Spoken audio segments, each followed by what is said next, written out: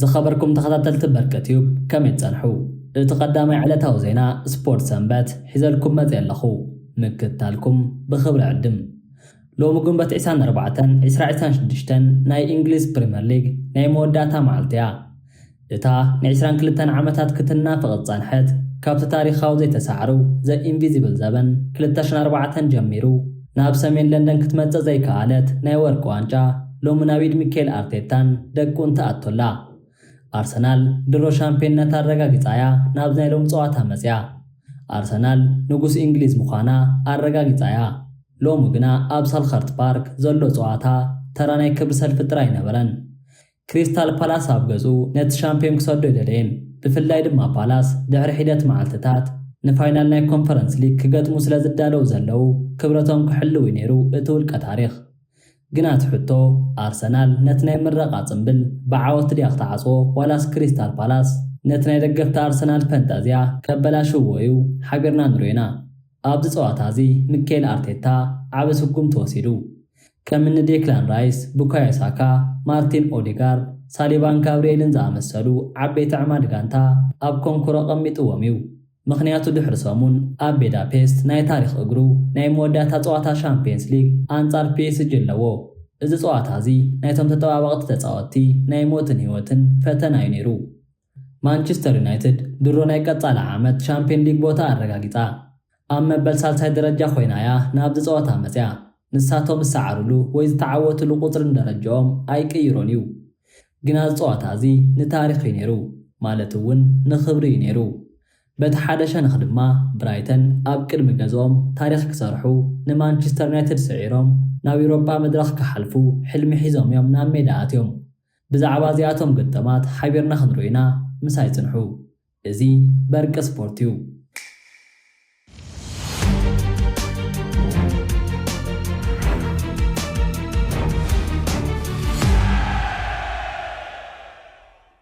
صواتا مسجمرة أرسنال ولو كابو بزحات تطباقات تتسلف اتناي شامبيون رهاتن منفسن قنا آيات فاتن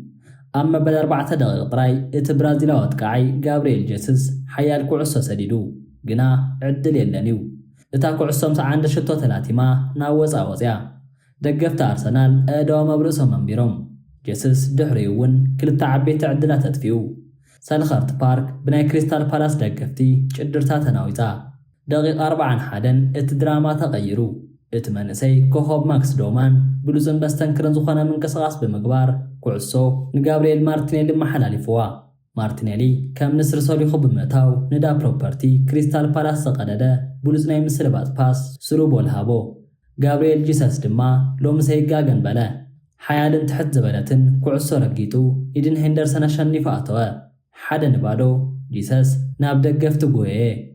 نتاناي لمود ملكت تليفون بيد غيرو رأي إذا شتوزي نعو فولي نبرا من البات كام مدفنياتات نكفنو زقابرو نايسن بتا شتو كخون خيليو أرسنال أوعي فانتازيان كلا قدماي فرقات وطات تفتزامه كالاي فرقا مستجمرة أرسنال نتناي عاوت باتا كتترورو دليت أما بال4 دقائق مارتينيل كورنر رخبا كابت التورورة كورنر دما كوعسو كابت خلاخت بالاس تمريسا نام مسمر فرق خنفوزات مادويكي كوعسو مستقبله نغرميو زنابرو حالو تصاوت تساقيرو بساقا مقرو تحت زبلت مستنكر شدوتوا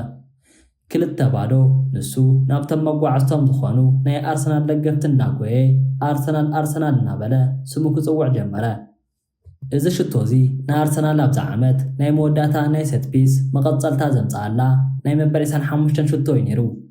قن حقوز تاريخ بزي شاغلو تايمتزن أما بل 8 دقائق ملو ستاديوم تقبله نوني مادويكي صاقام جوالا أقلو حيزو نام مريت ولغا أرتيتا كابوتو نتره كرم چامبيونز ليج فاينال مادويكي مقدو عاب خسارايو بغصبه دما بفيكتوريو كوريس تغيره دحرز فتامه كريستال بالاس نيحنا مفداي من قصاص جمرو أما بل 8 دقائق يريمي بينو بصاقام وغن زلنا كوعسو سقاره اتنفعات قاعي جان فيليب ماتيت دما لعلو خلهم تخلاخلتي تنسيو بروسو بمكجاو نيكي باريزا بالاغا شنفو شتو اتوا كلتان حدا سالخارت بارك بسمعت نددت أما بلتسان 1 دقيق لب خلو مدفنيا دو كتب القرابات يرمي بينو كعسو هاريمو نامر ببتوا ናይ ፓላስ ደገፍቲ ተላዕሉ ግና መስመር ሓላዊ ባንዴሩ ውልዕለ እቲ ተቐያር ተጻዋቲ ኢቫን ጉዕሳን ብኦፍሳይድ መስመር ስለ ዝነደፈ እታ ሽቶ ተሰረዘት ኣርሰናል ካብ ሲኦል ተመልሰት ኣብ ናይ መወዳእታ ሰኮን ድማ እቲ ናይ ቀደም ናይ ፓላስ ኮኸብ ኤብሪቺ ኤዚ ንኣርሰናል ሳልሴት ሽቶ ክኸውን ዝኽእለሉ ወርቃዊ ዕድል ረኺቡ ነይሩ ግና ዲን ሄንደርሰን ብሉፅ ድሕንነት ገይሩ ድሓኖ ጸዋታ ድማ ብዓወት ኣርሰናል 2-1 ተፈጸመ ኣርሰናል ናይ ፕሪምየር ሊግ ዋንጫ ክተልዕል መድረኽ ተዳለወ ናብ ታክቲክ ክንመጽእ እንከለና ኣርቴታ ሎሚ ተጠባባቕቲ ተጻወትቲ ዘለዎም ዓቕሚ ክረአ ሙሉእ ንሙሉእ 4-3-3 ፎርሜሽን ተጠቂሙ ወላ እኳ ማርቲን ኦዲጋርድን ዴክላን ራይስን ኣብ መጀመርታ እንተዘይነበሩ እተብሲሶ ፕሮፐርቲ ዝመጸ ማርቲን ዙቤሜንድ ኣብ ማእከል ቋሚ ዓንዲ ኮይኑ ጸዋታ ተቆጻጺርዎ እዩ ኣርሰናል ብሉፅ ናይ ምትሕልላፍ ኩዕሶ ቢልድ-ኣፕ ፕሌይ ተጠቂማ እያ ነታ ቀዳሚት ሽቶ ዘእተወት ካልእቲ ሽቶ ድማ ካብ ኮርነር ተበገሰት ናይ ሴት ፒስ ፍራያ ነይራ በዚ ውፅኢት ዝመሰረት ኣርሰናል ነቲ ውድድር ብዓወት ብምዕፃው ታሪክ ሰሪሓላ ንማንቸስተር ሲቲ ንድሕሪት ገዲፋ ዋንጫ ጨቢጣ እዚ ዓወት እዚ ንጋንታ ኣርሰናል ቅድሚ እቲ ምስ ፒኤስጂ ዘለዋ ናይ ቻምፒየንስ ሊግ ፋይናል ዓብ ናይ ስነ-ኣእምሮ ሓይሊ ክህባ እዩ ኣብቲ ድሕሪ ጸዋታት ተዋሃበ ጋዜጣዊ መግለጺ ሚኬል ኣርቴታ ንባዕታ ብዓይኑ መሊኡ ከም ዝበለ እዚ ን22 ዓመታት ተጸበናዮ ሕልሚ እዩ እዞም ደገፍቲ እዚ ቪዥን ኩሉ ዝግባአና እዩ ሎሚ ተጠባባቕቲ ዝነበሩ ተጻወትቲ ዘረኣይዎ ጅግንነት ዘኹርዕ እዩ ማድዌኬ ቁሩብ ቃንዛ ተሰሚዕዎ ኣሎ ግና ንፋይናል ቻምፒየንስ ሊግ ድሉው ክኸውን ተስፋ ንገብር ኦሊቨር ግላስነር ናይ ክሪስታል ፓላስ አሰልጣኒ ብወገኑ ንኣርሰናል እንኳ ሓጎሰኩም እብል ሎሚ ጽቡቕ ተጻዊትና ኢና ሕጂ ግና ኣእምሮና ሙሉእ ንሙሉእ ኣብቲ ናይ ኮንፈረንስ ሊግ ፋይናል እዩ ዘሎ ክብል ገሊጹ እቲ ናይ ሎሚ ታሪክ ኣርሰናል ንጉስ እንግሊዝ ኮይናላ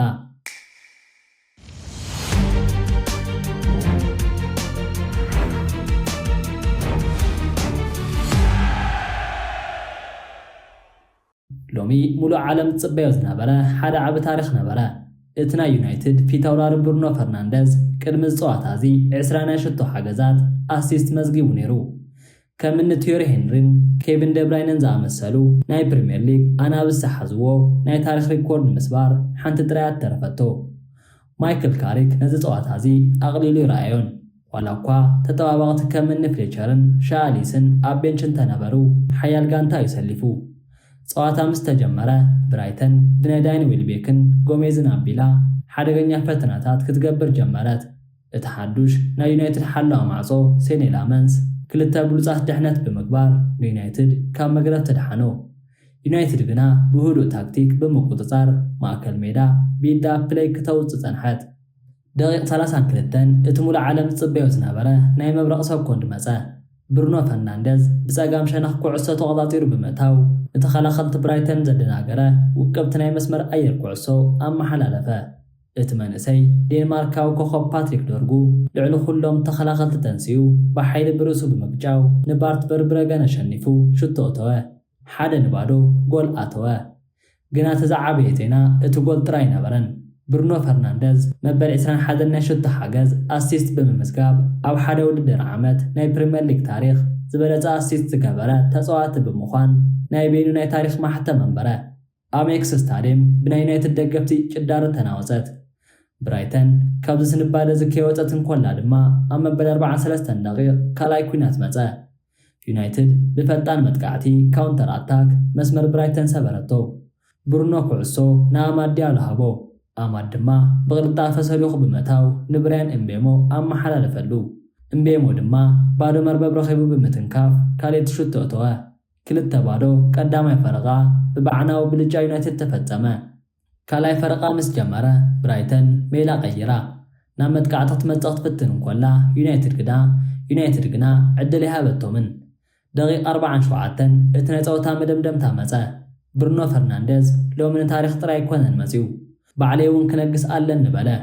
ካብ ኣማድ ዲያሎ ተቐበላ ኩዕሶ ንሓደ ተኸላኸለ ኣታሊሉ ብምሕላፍ ካብ ወጻኢ ናይ መቕጻዕቲ ሳጹን ብየማን እግሩ መስተንክር ዝኾነ ሓያል ኩዕሶ ሰደደ ቨርብሩገን ክበራብር እኳ ከይከኣለ እታ ኩዕሶ መርበብ ተላተመት 3-2 እዚ ፍጹም ናይ ብልጫ ጸዋታ ነበረ ካሪክ ብቕጽበት ምንቅስቓስ ገበረ ድሕሪ ዝሽቶ ነቶም መናእሰያት ዕድል ክህቦም ጀመረ። ሻኣሌሲ ንፓትሪክ ዶርጉ ተኪኡ ክኣቱን ከሎ ታይለር ፍሌቸርን ዝርኪዝን እውን ናብ ሜዳ ኣተዉ። ብራይተን ብወገኖም ከም ምንራተርን ሶሊማርቸንን ብምእታው ክምክቱ ፈተኑ። ግና እቲ ናይ ማጉዌርን ሊሳንድሮ ማርቲኔዝን ሓያል ምክልኻል መስመር ክስበር ኣይከኣለን። ዩናይትድ ፀዋታ ብምሉእ ብልጫ 3-0 ብምዕዋት ነቲ ውድድር ዓወት ብዓቢ ድምቀት ዓጽወቶ። ናብ ታክቲክ ክንመጽእ እንከለና ማይክል ካሪክ ሎሚ 4-2-3-1 ፎርሜሽን ተጠቂሙ። ኮቢ ማይኑን ሜሰን ማውንትን ኣብ ማእከል ፀዋታ ብምቁፅጻር ንብሩኖ ፈርናንደዝ ሙሉእ ናጽነት ሂቦሞም ነይሮም።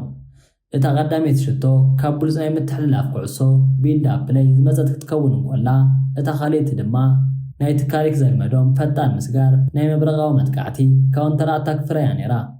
በዚ ውፅኢት መሰረት ዩናይትድ ደረጃ ኣጽኒዓ ኣብ መበል ሳልሳይ ደረጃ ብምዝዛም ናብ ሻምፒየንስ ሊግ ምእታዋ ኣብዒላ ኣላ። ንባዕሉ ካሪክ ካብ ዝመፅእ ጀሚሩ ካብ 16 ፀዋታታት 11 ዓወት ብምምዝጋብ ዘደንቕ ብቕዓት ተርእዩ። ብራይተን ግና በዚ ስዕረት እዚ ምኽንያት ናይ ኤውሮጳ ሕልማ ዓንቂፋቶላ። ኣብቲ ድሕሪ ፀዋታ ተዋሃበ ጋዜጣዊ መግለፂ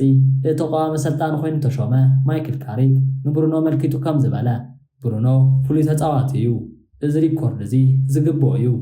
ሎሚ ዘርኣናዮ ፀዋታ ነቲ ቐጻሊ ዓመት ክንሰርሖ ዝደለናዮ ጋንታ መርኣያ እዩ። ነቶም መናእሰያት ዕድል ምሃብና ድማ ናይ መጻኢ ዩናይትድ ብሩህ ምዃኑ ዘርኢ እዩ። እቲ ናይ ብራይተን ሰልጣን ብወገኑ ሎሚ ብሉፅ ጋንታ ይገጢሙና፣ ዕድላትና ክንጥቀመሎም ኣይከኣልናን። ንዩናይትድን ንብሩኖን ግና እንኳዕ ሓገሰኩም ክብል ስዕረቱ ኣሚኑ። ዩናይትድ ብዓወት ዓፅያቶላ፣ ብሩኖ ድማ ንጉስ ታሪክ ኮይኑሎ።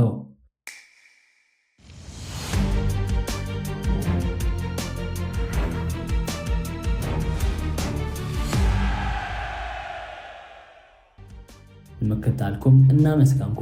ኣብ ቀጻሊ ሓደሽቲ ትንተናታት ሒዘልኩም ክሳብ ዝመጽእ ሰናይ ጻንሒት።